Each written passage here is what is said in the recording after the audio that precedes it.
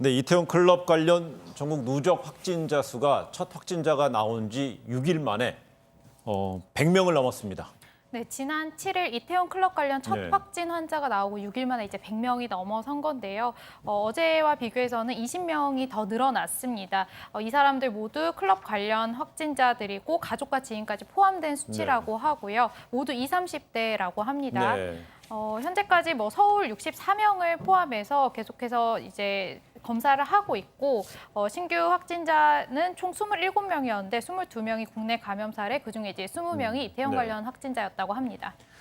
네, 이태원 내 5개 그 클럽 방문자 중에서 3천여 명과 연락이 닿지 않고 있다는 소식 어제 전해드렸는데요. 서울시가 이 통신사와 카드사의 협조로 해당 기간 동안 이태원 인근을 방문한 명단을 확보했다는 소식도 있군요. 네, 맞습니다. 이게 이제 감염병 예방법 76조 2에 이제 나와 있는데요. 보건복지부 장관은 이제 각 경찰서장에게 요청해서 이동통신사에게 이제 명단을 요청할 수 있는 권한이 있는데요.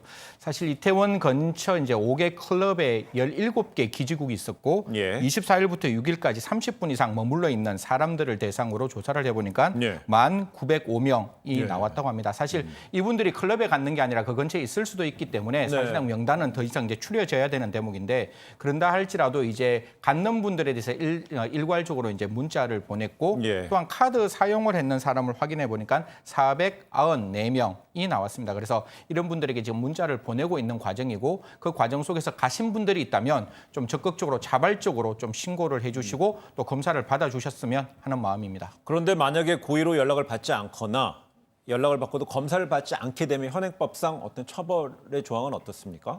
사실 역학조사를 거부하거나 허위로 정보를 제공한 경우에는 처벌을 받을 수 있습니다. 그런데 단순히 전화를 받지 않았다라는 내용은 여기에 편입되어서 해석하기엔 조금 어려운 부분이 있기 때문에 전화를 받지 않은 것만으로는 처벌은 사실상 어렵습니다. 그렇기 때문에 지금 무엇보다도 자발적인 협조가 필요한 상황이라고 보여집니다.